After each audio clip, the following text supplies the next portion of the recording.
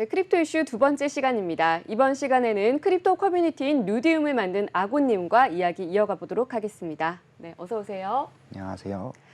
네, 자, FTX 사태에 대해서 아직 한 발 더 남았다 이런 주제로 이야기를 나누어 보도록 할 텐데요. 먼저 이번 사태가 왜 일어났는지 거기서부터 좀 구체적으로 짚어주시죠. 네, 먼저 이제 FTX가 어떤 거래소고 FTX와 바이낸스가 어떤 관계를 가지고 있는지에 대해서 이제 좀 시작을 하면 좋을 것 같은데요. 네.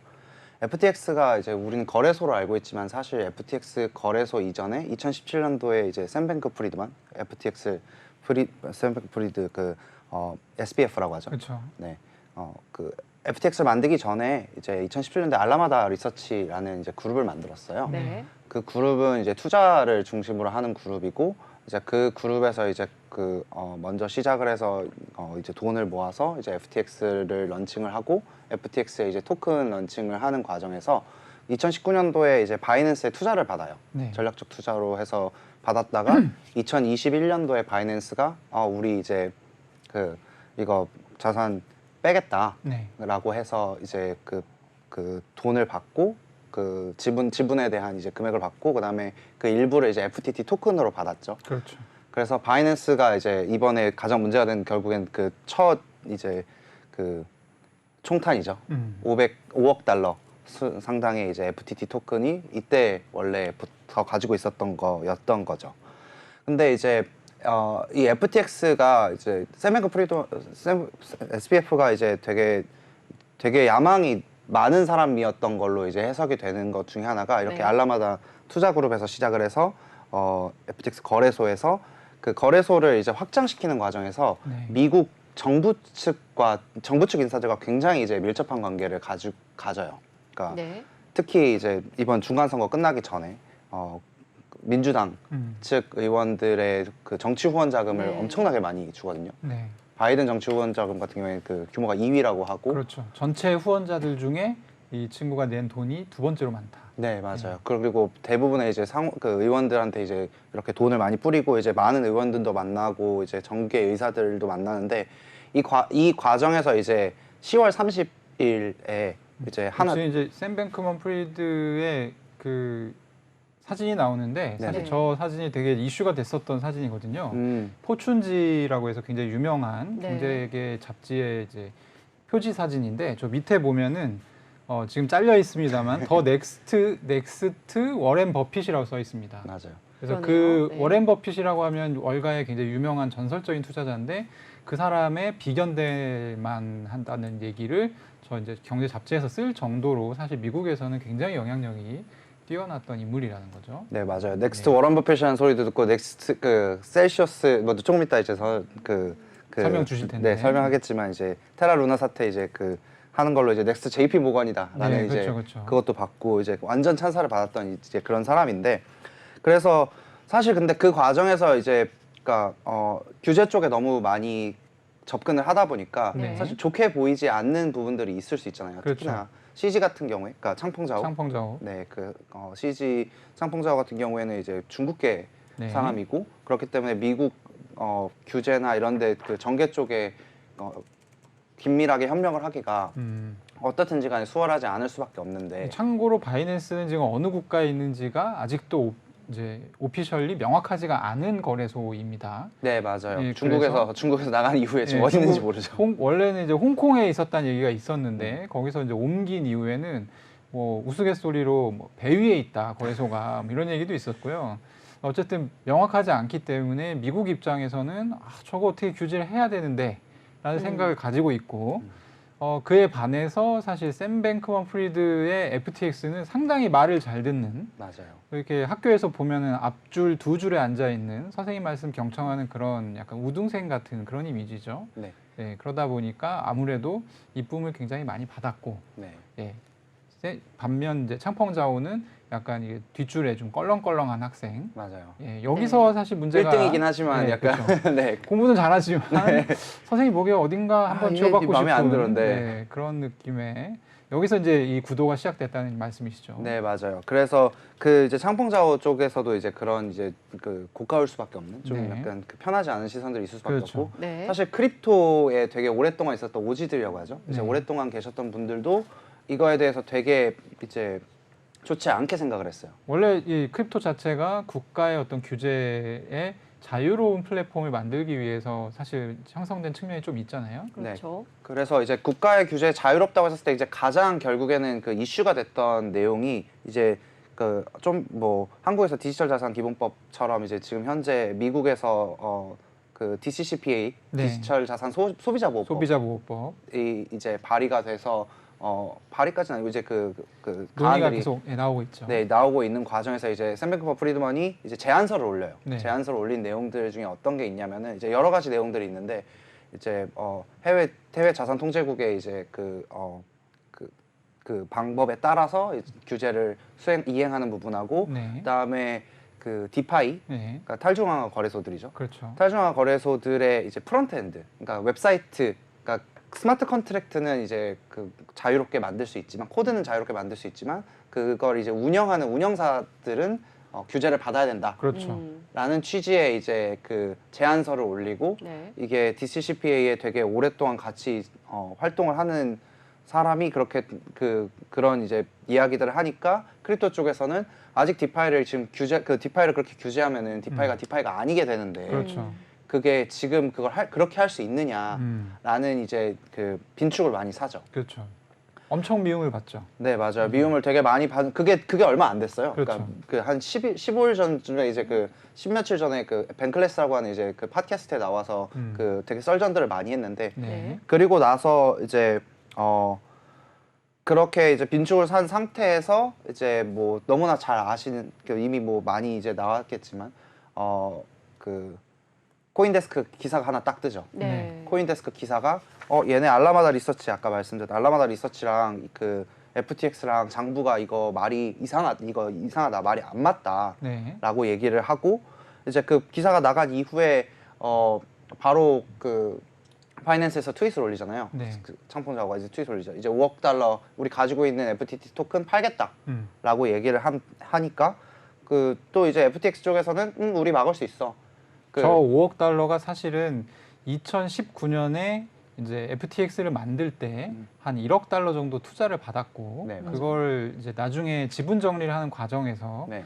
다시 이제 처분을 해야 될 바이낸스가 그 FTX의 지분 구조에서 빠져야 될 일이 있어서 네. 이제 엑시트를 시켜줬죠. 그때 네, 한 맞아요. 20억 달러 정도 줬고 네네. 일부를 FTT 토큰으로 줬는데 네. 그게 지금 이제 일종의 총알이 된 거죠. 네, 맞아요. 네. 그 총알이 돼서 이제 그러니까 그러니까 뭐 총알을 일부러 쏘겠다라고 생각을 한다기보다는 네. 이제 11월 2일 날 그런 내용들도 있고 이제 우리는 이거 정리할 거야라고 그냥 CG가 얘기를 한 거죠. 이 총알 유통기한 지난 것 같으니까 우리는 이제 안 갖고 있고 네. 싶어. 네. 그래서 니네가 좀 받아줄래? 뭐 네. 약간 이런 느낌이었는데 그거 우리 받아줄 수 있어 라고 또 받아쳤죠. 네, FTX가 이제 알라마다 쪽에서 바로 얘기를 했죠. 우리 너네 그 23달러에 판다고 우리 22달러에 다 받아줄게. 네. 라고 그냥 선포를 해버리고 네. 근데 그 선포를 한 지 얼마 안 돼가지고 네. 뚝 떨어져요. 그렇죠. 15달러인가? 그 뭐 어떤 10몇 달러 이제 뚝 떨어지고 네. 그러고 나서 이제 얼마 안 돼서 그 FTX 출금 정지가 발표가 되죠. 그렇죠. 네. 출금 정지가 되니까 이제 그때부터 패닉이죠. 사실 11월 7일 정도까지만 해도 그 FTX가 망하지는 않을 거다라고 생각하는 사람들 되게 많았어요. 너무 큰 거래소니까. 워낙 사실. 이게 말이 안 되니까. 그리고 그렇죠. 이제 로비를 그렇게 많이 했는데 솔직히 막 그 돈으로 그럼 뭐라도 돈이 더 있었겠지. 사실 이런 게 사람의 그쵸. 생각이잖아요. 뭐 합리적인 생각. 어떤 뒷배라도 있었을 거다라고 그렇죠. 이제 생각을 하는데 이제 그러니까 근데 트위터는 그때 저도 보고 있었거든요. 11월 7일 날 다 그 이제 인플루언서들이 다 사실 FTX, 다 보고 있었을 거예요. 그 네. 대화를. 네. FTX 지금 다 빼라. 지금 다 빼라. 너 이거 마지막이다. 이거 다 네. 빼라라고 하고 진짜 11월 8일 날 출근 정지를 딱 때려버리니까 네. 이게 이거 끝났다. 이 소리가 나오게 되는 거죠. 그렇죠. 네. 그래서 그 다음에 이제 바로 그 뭐 잘 아시겠지만 그 FTX에서 이제 가서 이제 돈을 구걸하기 시작해요. 맞아요. 파이낸스에 먼저 가가지고 인수위원서 그 이제 레터 작성하고 이제 그거 가지고 인수하겠다라고 11월 8일 날 그거 보고서 잤는데 네. 일어나니까 이거 안 돼. 이렇게 떠 있더라고요. 이게 이제 사실 일반 투자자들 입장에서는 굉장히 좀 약간 치가 떨리는 부분이 뭐냐면 네. 사실 가만히 있다가 뺨 맞은 거거든요. 맞아요. 그리고 뺨을 맞은 것까지는 괜찮았는데 뭔가 이 싸움을 일으킨 사람들이 이제 화해를 하는 듯한 제스처를 보여서 네. 사실 가격이 다시 회복이 됐었습니다. 맞아요. 그랬는데 밤사이에 야 이거 보니까 이거 살 수가 없는 상태야. 그러니까 갑자기 이렇게 뚝뚝 떨어붙어 버렸죠. 그래서 사실 이 과정에서 손해를 본 투자자들이 굉장히 많이 있는 것으로 알고 있습니다. 네, 맞아요. 그거 이제 좀 이따 이제 또 얘기를 하겠지만 이제 솔라나 쪽이나 그쪽 부분들 같은 경우에는 진짜로 피해가 극심해서 그렇죠. 네, 말도 안 될 정도로 그렇게 돼가지고 이제 그렇게 됐는데 그래서 결국 그래서 그 과정에서 인수가 끝나고 인수가 안 되고 이제 그 다음에 나오는 뉴스들이 이제 월가 가서 네. 저희 80 처음에 그래서 그러니까 빈 금액이 얼마인지에 대해서 네. 처음에 그 20억 달러였다가 네. 그 다음에 40억 달러인가 이제 나왔다가 80억 달러 나왔다가 네. 지금 이제 94억 달러 94억 달러. 루터스에서 지금 오늘 얘기한 거 94억 달러 나왔잖아요. 네. 그래서 이게 계속 범위가 커지니까 커지고 있어요. 그 가서 이제 월가 쪽에 이제 했던 얘기는 우리 80억 달러만 빌려줘. 네, 그렇죠. 그러고 다녔다고. 그런데 그렇게 다니는 와중에 그 이제 그 기관들 발표하잖아요. 그렇죠. 기관들이 우리 FTX 투자한 거 영원됐습니다. 그리고 네, 네. 다 발표하고 아무도 돈 안 꺼주겠다. 음. 라고 하니까 지금 이제 마지막으로 하고 있는 거는 이제 그 USDT 가가지고 돈 빌려달라고 했는데 그것도 USDT는 안 줘 이러고 그다음에 트론한테 뭔가 모종의 딜이 있었던 것 같더라고요. 네. 그래서 트론한테 얼마를 받았는지 뭐 그거는 잘 모르겠는데 그런 이제 내용 그리고 이제 그렇게 되고 지금 상황까지 이르러서 사실상 이제 보는 사람들 입장에서는 이건 끝났구나. 그러니까 그 FTX 인터내셔널은 여기서 이제 끝나는 거겠다라고 네. 생각을 하고 있는 과정이죠. 사실 이제 네. 중간에 한 번 더 좀 약간 구분을 해야 될 부분이 있는데 네. 이게 약간 좀 어려운 실제 투자를 안 하시는 분들은 모르시는데 FTX 거래소가 두 개 있잖아요. 맞아요. 하나는 US가 있고 하나는 이제 FTX 말씀하신 인터내셔널이 있고 인터내셔널 같은 경우는 이제 저 같은 한국 사람들도 투자를 할 수 있는 곳이고 US는 이제 미국인들만 투자를 하는 곳인데 사실 이제 FTX의 본지는 US였습니다. 대부분의 로비가 US에서 많이 나왔고 그래서 사실 저는 처음에 창펑자오가 사겠다라고 했을 때 그때도 이제 인수 조건이 FTX US는 넘기지 않는다. 맞아요. 였기 때문에 그렇다고 하면 저게 그렇게 매력적인 딜이 아니겠는데? 라는 생각을 또 잠시 했었는데 어쨌든 그 지금 이 애지중지하는 FTX US도 내일부터는 아마 출금이 정지가 될 예정이죠. 맞아요. 그렇게 되게 되면 이제 사실 이제 그동안 FTX가 미국 대륙에서 북미 대륙에서 엄청난 마케팅비를 써가면서 유치한 이제 미국의 어떤 개인 투자자들 이 본인들의 이제 자금을 손해 보는 그런 이제 형국이 됐는데요. 네. 어쨌든 지금 쭉 이게 얘기를 들어봤어요. 어떻게 진행이 됐고 다 들어봤는데 어떤 부분이 좀 가장 큰 문제일까요? 이제 아까 말씀하셨던 이제 FTX US와 이제 인터내셔널이 나뉘어져 있는데 네. 이게 그러니까 기존 은행이라고 했었을 때는 은행은 이제 국가가 보증을 하고 지급 준비율을 어떻든지 간에 그 보장을 하고 네, 거기에 대해서 정해진 게 있죠. 네, 그래서 이제 만약 뱅크런이 일어나는 지금과 같은 이제 대규모 인출 사태가 일어나게 되면은 그 어떻든지 국가가 백킹을 해준다라는 네. 신뢰로 그 자산이 예를 들어서 1대1로 담보 비율이 잡혀 있지 않더라도 그 사람들이 신뢰를 하고 돈을 맡기잖아요. 그렇죠. 네. 근데 크립토 거래소 같은 경우에는 이제 그럴 수가 없잖아요. 금융기관이 아니니까. 네, 은행도 아니고 금융기관도 아니니까 국가가 보증을 해주지도 않고 아무것도 아니기 때문에 네, 무조건 자산 담보 비율이 1대1로 맞춰져 있어야 돼요. 그렇죠. 이론적으로는. 네. 근데 이제 이 과정에서 이제 인출 중지가 났다는 게 그리고 중간중간에 이제 알라마다 리서치 쪽으로 이제 돈이 자꾸 옮아가는 그런 그 상황들이 계속 보여져요. 그 네. FTT가 이제 빠지고 뭐 이런 과정에서 알라마다도 이제 뭐 그 빚이나 이런 것들을 갚아야 될 테니까 네. 이쪽으로 이제 돈이 이쪽으로 계속 가는데 여기에서 인출 중지가 났다는 거는 소비자 그러니까 여기 여기 거래소에 돈을 맡긴 사람들이죠. 맡긴 사람들에 대한 담보 자산이 없다는 거를 여실히 보여준 거고 그거는 기본적으로 이제 그러면 이 거래소에 대한 신뢰가 무너지는 그렇죠. 상황인 거니까 네. 그 부분이 가장 큰 문제였고 결국에는 그래서 이게 딱 터지고 나서 모든 거래소들이 일제히 트위터로 자기 온체인 자산들 거래하고 거래소 자산 뒤집기를 하거든요. 바이낸스부터 시작을 해가지고 네. 이제 뭐 다른 이제 여러 그 거래소들이 우리는 그 고객 돈으로 어디 돈놀이 하지 않아. 돈놀이 하지 않고 또 이제 또 하나의 의미는 사실 이제 이게 FTX 같은 경우는 또 문제가 됐던 게 대부분의 자산이 FTT라는 어떤 특정한 FTT는 이제 FTX에서 사용하는 거래소 내부 코인인데요. 그렇죠. 그렇기 때문에 한 종류의 자산으로 굉장히 비중이 높았다는 거죠. 네, 비중이 너무 높았죠. 이럴 경우에는 FTT 가격이 폭락할 경우에 이 거래소가 뭐 대응을 할 수가 없게 되죠. 맞아요. 그런 부분이 좀 위험했었고 네. 사실 지금 이제 공개되고 있는 자산 온체인 자산 공개 같은 경우는 보면은 공개하는 곳들은 다 포트폴리오가 좀 다양하게 분포가 돼 있고 그렇죠. 비트코인 양이 좀 충분히 있고 비트코인, USDT, 자사코인 뭐 이렇게 네, 이더 그렇죠, 뭐 다 그렇죠. 이렇게 다 있죠. 그런 측면에서 좀 보면 좋을 것 같습니다. 네. 자, 아고님께서 이번 사태에 대해서 발단에 대해서도 쭉 설명을 해주시고 또 근본적인 원인에 대해서도 말씀을 해주셨는데 내용을 들어보면 정말 이 일주일에서 열흘 사이에 일어난 일인데 한편의 영화처럼 굉장히 변화무쌍한 상황들이 있었거든요. 네. 자, 그래서 이번 사태가 결국에는 우리 크립토 시장에 연쇄적으로 충격을 주고 있기 때문에 투자자 입장에서는 정말 좀 무서운 부분인데 구체적으로 지금 어떻게 영향을 미치고 있나요? 일단은 이제 알라마다 리서치나 이쪽이 그러니까 어떤 금융기관이 하나 망하면은 거기서 가지고 있는 자산들을 다 뱉어서 이제 어떤가에 빚을 갚아야 되잖아요. 네. 그래서 그걸 이제 자산을 매각하는 과정에서 그 자산 가격들이 계속 떨어지고 그리고 그 안에서 이제 패닉이랑 뭐 여러 가지 것들이 겹치면서 그렇죠. 가격들이 엄청나게 떨어지는데 아까 말씀드렸던 것처럼 거기에 가장 큰 타격을 입은 게 솔라나죠. 솔라나. 네. 왜냐하면 솔라나 같은 경우에는 이제 알라마다 리서치 쪽에서 그러니까 워낙 뭐 그 백킹을 해서 만든 체인이기도 하고 그거를 잘 모르시더라고요. 일반 네. 투자자들이 근데 솔라나는 유력한 레이어 1 체인인데 왜 얘만 이렇게 50%씩 떨어지지? 라는 또 생각을 하시던데 맞아요. 그 이유에 대해서 지금 설명해 주시는 거죠. 네. 일단은 이제 그러니까 가장 극명한 거는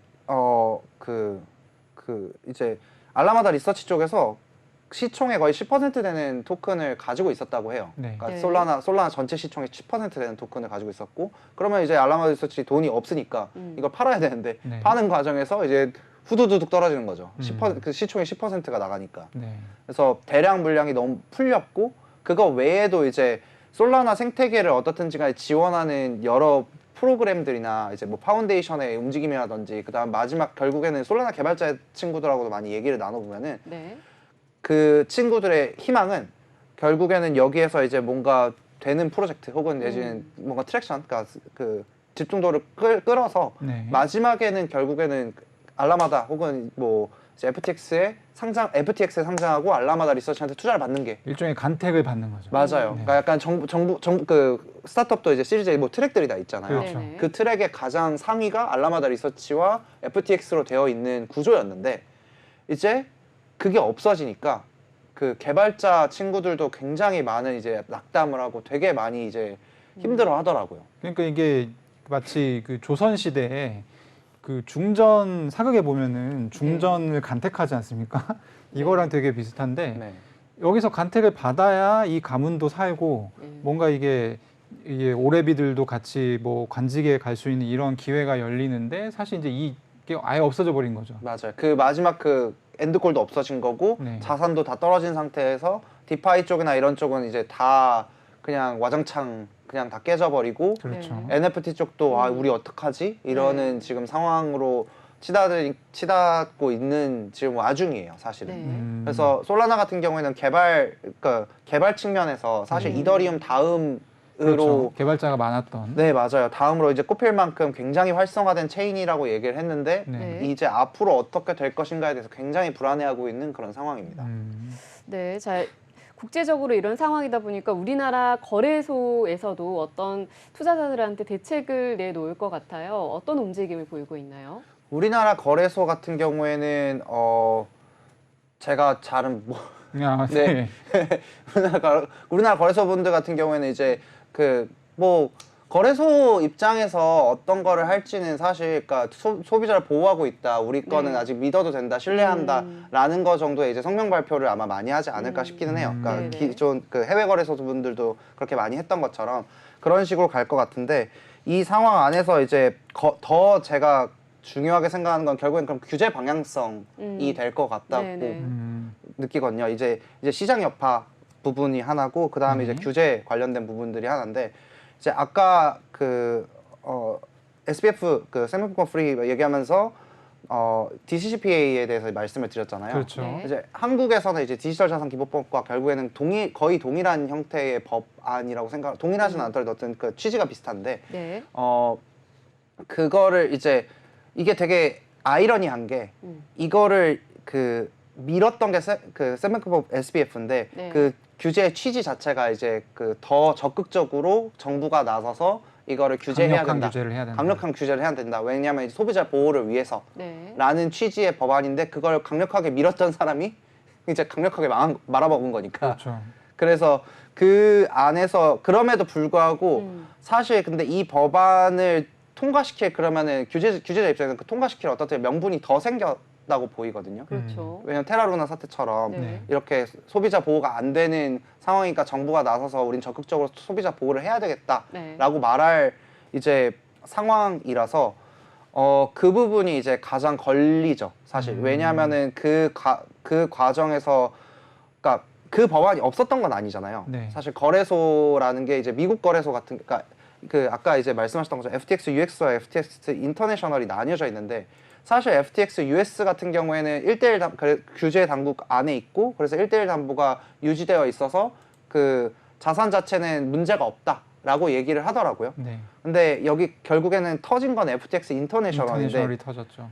그 FTX 인터내셔널 그러니까 이거에 대해서 관련돼 가지고 이제 코인베이스 그 브라이언 암스트롱도 이제 트윗을 했었는데 그 95%의 미국 투자자들 혹은 미국 이제 그 거래자들이 규제가 이제 그 너무 모호해서 혹은 내지는 규제 안에서 이제 뭔가 할 수가 없기 때문에 해외 거래소에서 자산을 트레이딩한다. 이 사태가 이렇게까지 온 거는 그 규제의 모호성이나 이제 그런 부분들 때문에 생긴 것이다라고 주장을 하고 또 이제 틈새를 타고 자기에게 유리한 발언을 또 했군요. 맞아요. 네. 맞아요.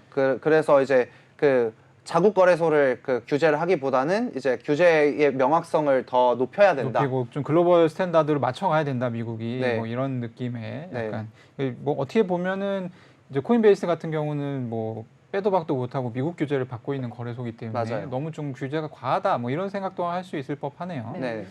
또 막간에 좀 정보는 사실 어제 그 캐시우드라고 하는 그 이제 나스닥에서 굉장히 이름이 높은 이제 월가의 투자자인데 캐시우드가 코인베이스 주식을 상당히 많이 샀습니다. 그럴 만한 것 같아요. FTX US라는 경쟁자가 사라질 가능성이 높아졌기 때문에 뭐 반사 이익을 좀 보는 네. 그런 측면이 있을 것 같고요. 사실 이거와 관련돼서는 이제 약간 네. 썰의 영역이긴 한데 네. 그러면 과연 이 사태에서 누가 가장 수혜를 받았는가라고 네. 했었을 때, 그러니까 사람들이 그 창풍자우, 그러니까 바이낸스가 가장 큰 수혜를 받았을 거다라고 생각을 하는 경우들이 되게 많아요. 네. 그러니까 그 정말로 이제 더 나아가서는 이거를 창풍자우가 다 전략적으로 해서 이제 그 정말 전쟁을 일으킨 것이다. 예, 처음부터 끝까지 각본을 짜서 그렇죠. 지금 네. 영화를 찍었다. 네, 영화를 찍었다라고 네. 생각을 하는 사람들도 있는데 뭐 거기에 대해서 이제 그 뭐 CG가 올린 트윗도 있지만 트윗을 뭐 제치고라도 그렇게 보기가 되게 어려운 게 바이낸스 입장에서 이걸 통해서 사실 얻을 수 있는 반사 이익이 그렇게 크다고 보기 어려울 것 같거든요. 그렇죠. 왜냐면은 바이낸스 US가 그 FTX 그 미국 시장을 더 먹는 시장 점유율이 더 높아질 것도 되게 어려울 것 같고 인터내셔널 관점에서 이제 FTX 인터내셔널의 이제 시장 점유율을 바이낸스가 더 많이 가져간다고 하더라도 사실 지금 영업이익 혹은 지금 가지고 있는 거에서 크게 엄청난 뭔가 더 반사 이익을 받을까에 대해서는 물음표가 찍히는 부분이라서 이제 이해관계로 봤었을 때 CG가 뭔가 가장 큰 수혜자라고 보기는 어렵고 오히려 저는 아까 이제 잠깐 말씀하셨던 것처럼 코인베이스나 아니면은 미국의 지금 아직 기존 금융업계 그렇죠. 쪽에서 이 규제를 레버리지를 해서 네. 반사이익을 얻을 수 있는 보통 이제 우리가 트레이드 파이라고 부르는데 네. 월가의 기존 아직 크립토에 들어오지 않은 맞아요. 뭐 골드만삭스가 됐든 뭐 JP 모건이 됐든 뭐 어디가 됐든 이런 회사들이 상당히 이익을 보기가 되게 쉬운 구조가 됐죠. 왜냐하면 일단 기본적으로 비트코인을 비롯해서 모든 코인의 가격이 일제히 폭락했기 때문에 그렇죠. 더 싼 가격의 코인을 주실 수 있게 됐고 네. 그리고 뭐 어쨌든 들어가면 시장에서 이제 경쟁을 해야 되는데 되게 유력한 경쟁자가 사라져 버렸잖아요. 네, 맞아요. 바이낸스 같은 경우는 사실 이제 그래서 바이낸스의 인수가 무산된 측면도 있는데 바이낸스가 FTX 인터내셔널을 인수하겠다고 하니까 가장 먼저 튀어나왔던 얘기가 저거 독점 반독점법. 예, 네. 반독점법에 걸릴 것 같다라는 얘기가 또 이제 역시 코인데스크에서 네. 나왔었죠. 맞아요. 네.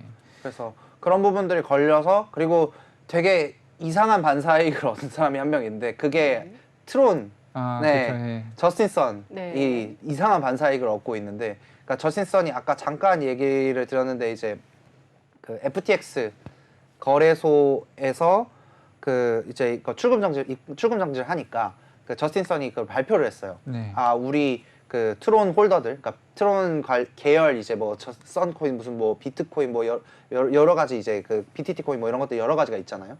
그걸 가지고 있는 사람들 다 100% 구제해주겠다라고 발표를 했었거든요. 그걸 발표를 하고 이제 그걸 발표를 한 게 출금 정지가 된 지 얼마 안 돼서예요. 그 다음에 이제 FTX 거래소가 돈이 없으니까 이제 여러 군데를 찾아다니기 시작하잖아요. 그 중에 아마 저스틴 선에게 갔겠죠. 근데 정확히 뭐 얼마를 받았다 뭐 이런 내용들은 제가 아직 확인은 못했는데 네. 되게 지금 그러니까 FTX 거래소 안에 거래소를 또 차린 느낌으로 지금 그 그렇죠. 거래소 흘러가고 예. 있거든요.